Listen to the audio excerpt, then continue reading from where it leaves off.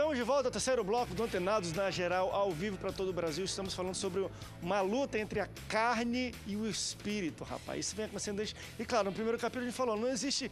Não vem com essa de querer se justificar diante de Deus. Ah, eu fiz isso, foi... Enfim, Adão foi a mulher que tu me deu. Aí quando chegou nela, foi a serpente aqui. A gente sempre vai transferir isso para alguém, mas o primeiro passo, de fato, para... ser alcançado pela graça de Deus que já está aí disponível para todos nós, é nós, de fato, olharmos para nós mesmos e falar, nós não merecemos, nós somos errados, somos pecadores e me perdoe. Aí o arrependimento vem, a graça é derramada sobre a gente. Mas deixa eu levantar umas questões também interessantes do dia a dia. E isso talvez seja uma das coisas que eu acho que eu mais devo ter aconselhado na história da minha vida para jovens ou adolescentes, pessoas da minha idade, que me perguntam um pouco sobre isso. André, aceitei Jesus, ou já aceitou há muito tempo, mas por algum tempo estava lutando com um pecado. Qualquer pecado, né? Enfim, existem vários aqui que a gente pode citar. E aí, quando vieram pedir que Jesus, o que eu faço para parar de cometer pecados assim? A primeira coisa que eu falei para ele foi, vamos fazer um levantamento, quem são os seus amigos, com quem você anda? Porque querendo ou não, existe um ditado famosíssimo que fala, diga-me com quem andas que direi quem és. Todo mundo fala isso. Tem muita verdade nisso. Porque se você anda numa roda de escarnecedores, de pecadores, de pessoas, é muito difícil você se manter santo ou santificado dentro de tudo isso. Tem um rapaz aqui, para você ver como o negócio é tão sério às vezes, e ele manda essa pergunta, é uma pergunta muito prática. Ele falou assim, André, meu pai me levou, quando eu era adolescente, me levou, quando eu fiz 16 anos, no dia do meu aniversário, para uma casa, enfim, de termas e não sei o que, para eu perder minha virgindade. Esse é o tipo de pai que eu tenho. De lá para cá, muita coisa mudou, aceitei Jesus, casei, constituí família, e até hoje meu pai ainda está nessa mesma, nesse tipo de atitudes. Então, de vez em quando eu vou com ele, vou para casa, vou visitá-lo, ele quer me puxar para levar para lugares assim, enfim, ele mora sozinho, separado e tudo mais. Conversei com a minha mulher e ela falou que nós devemos nos distanciar do meu pai. Como é que vocês entendem? E aí, claro, isso aqui é de um filho de um pai, mas com os amigos. Quando tem situações dessas, a melhor maneira para a pessoa se manter longe do pecado, de tentações, é de fato cortar laço, mesmo que seja o pai? Nesse caso aí, eu entendo que nesse caso, já que existe essa areia movediça, essa fragilidade, todas as vezes, o caminho mais correto que eu entendo é que todas as vezes que ele for visitar o pai dele, ele leve a esposa dele.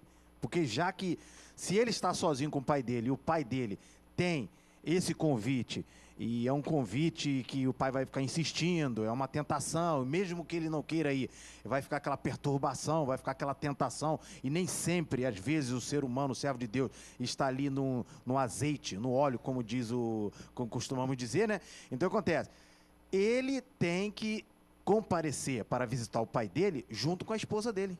Ele vai com a esposa dele certamente vai ser uma barreira, e aí o pai dele vai ver aquilo, vai bloquear, não vai tomar aquela atitude. Eu acredito que, usando de uma forma mais prática, né, o pai dele jamais deve ter feito isso em algum momento quando a esposa estava presente. Então, de certa forma, isso facilitaria. Mas isso também não é uma questão que vai ser todas as oportunidades ele ter condições de levar. Então, vamos imaginar agora ele não tendo condições de levar. Eu acho que ele, como um discípulo de Cristo, ele tem que olhar para as Escrituras e ver o que as Escrituras falam da maneira como ele deve exortar o pai dele. A gente fala, quando temos assim a mesma idade, eu e Eduardo, a gente tem que exortar um ao outro como que é irmãos. As mais novas como que é irmãs, as mais velhas como que se fosse minha mãe. E esse, de fato, sendo pai, ele pode sentar com o pai dele e mostrar claramente a transformação que Cristo fez na vida dele. Precisa haver uma confrontação. Ele precisa sentar e falar assim, pai, eu te amo. E a prova de eu te amar é que eu vou falar a verdade para você. Então, você jovem, senta com seu pai, não antes de orar, não antes de buscar a direção do Espírito Santo de Deus, de abrir as Escrituras, anotar textos bíblicos, versículos bíblicos e prova para o seu pai a fé que você diz ter em Cristo Jesus. Senta diante do seu pai e fala, pai, eu te amo, mas o que o Senhor está me levando a fazer contraria todo o caráter de um Deus santo que me amou quando eu ainda era pecador e ama também o Senhor. E Ele quer a transformação da sua vida como Ele está transformando a minha. Então, eu estou dizendo para o Senhor, se o Senhor me ama como seu filho, nunca mais me faça um convite desse. Porque o próximo convite que o Senhor me fizer, eu não volto mais aqui. Eu não vou deixar de te honrar como meu pai, não vou deixar de te amar como meu pai, mas não estarei sozinho com o Senhor. Você chegou a um ponto interessante. Honrar o pai é uma coisa. Porém, você fazer algo que nitidamente vai te colocar contra Deus é outra coisa. Então nós devemos honrar o pai e a mãe sempre. É o primeiro mandamento com promessa. É o que eu sempre falo na igreja. Ah, mas se mandar você deitar na linha de um trem, tu vai deitar, porque é o teu pai e tua mãe que mandou você deitar na linha do trem. Não é? Então, assim, em primeiro lugar na vida de qualquer ser humano precisa vir a gratidão pela graça, precisa vir o temor a Deus, que é o princípio da sabedoria, né? E se você não pode, se você sabe que tem o seu calcanhar de Aquiles, é uma palavra que ninguém gosta de falar e ninguém gosta de ser taxado de covarde, mas esta é uma covardia aprovada pela Bíblia. Esta é uma covardia que eu indico a você, seja um covardaço. Deus vai te recompensar por isso. Fuja, aproveitando. corra. É isso aí. Aproveitando. Mas isso aqui se estende também até para a roda de amizades. Eu falei, assim, se você está aqui, aceitou Jesus, querendo ou não, o processo da santificação, querido, vai acarretar em algumas decisões, às vezes até drásticas da sua vida. Então, poxa, André, eu cresci com meus 3 melhores amigos e tudo. Mas se eles gostam de frequentar lugares que você não deveria, se eles falam, o assunto que está na boca deles são coisas que você não deveria nem ouvir. Na realidade, eram amigos de conveniência. Corta. Amigos de conveniência, não eram Porque amigos. se é amigão, tu fala assim, querido, eu não quero mais sair com vocês, vão continuar teu amigo de alguma maneira, vão te respeitar, vão mudar o assunto. Não era Mas amigo. é uma coisa muito interessante a gente falar, quer mudar, tá tendo dificuldade com a carne, tá voltando, recaída. Primeiro, tá andando com quem? Aproveitando aqui um gancho que o nosso amado pastor Leonardo falou sobre a questão do confronto através da Bíblia, eu me lembro que uma determinada vez eu cheguei de manhã lá cedo no meu trabalho para tomar café e a mesa estava repleta, os amigos ali tomando café, e um deles virou para mim e falou assim, logo de manhã cedo, nem um bom dia me deu. E aí, rapaz, em vez de dar quanto você dá de dízimo lá na tua igreja, dá aquele dinheiro para mim. Do nada assim, de manhã cedo, 7 horas da manhã.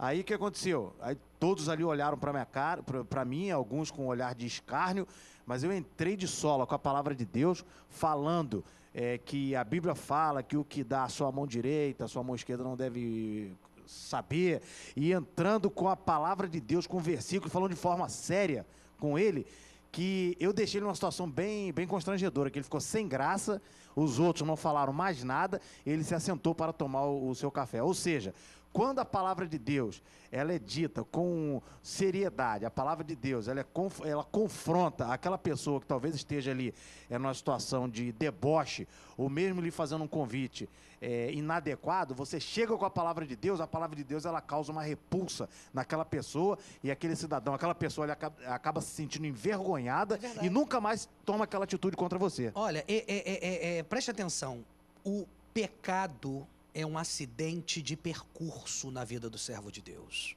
Então eu tenho uma frase que eu acho linda, diz assim, que nós não somos pecadores lutando para ser santos, e sim santos na luta contra o pecado. Nós precisamos olhar por essa vertente, ter essa convicção, sob pena de acontecer o que fala lá em Hebreus 4, de crucificar a Cristo pela segunda vez. Nós não podemos abusar da graça, nós temos que fazer jus da graça. E o que mais me causa tristeza, André, é que tem muita gente dentro das igrejas que tem afugentado pessoas sedentas que querem se achegar a Cristo por causa da sua falta de testemunho de vida.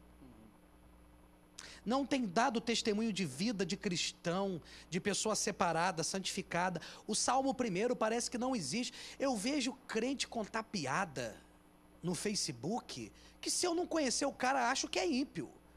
Eu vejo o nego se bobear ameaçando o outro de morte porque o Flamengo ganhou roubado do Vasco. É uma briga, uma luta, uma violência. Eu, como botafoguense, olho de longe, né? Só observando. Mas eu vejo cada atitude, cada coisa. Eu vejo crente, ó, não vem com conversa fiada, vou falar, dizendo que eu tô te julgando. A gente estava conversando isso no carro. Não confunda julgamento com exortação, meu querido.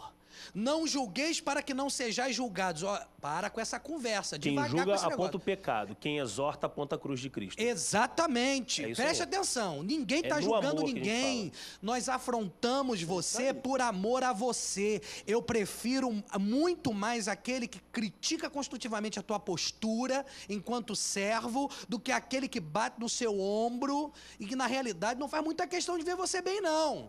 Então não vem com essa conversinha de que é julgamento, estão me julgando, estão me julgando, estão me julgando. Não, nós estamos tentando abrir os seus olhos. A nossa vida, eu vou falar de novo, já falei isso aqui uma vez, a nossa vida é como um Big Brother.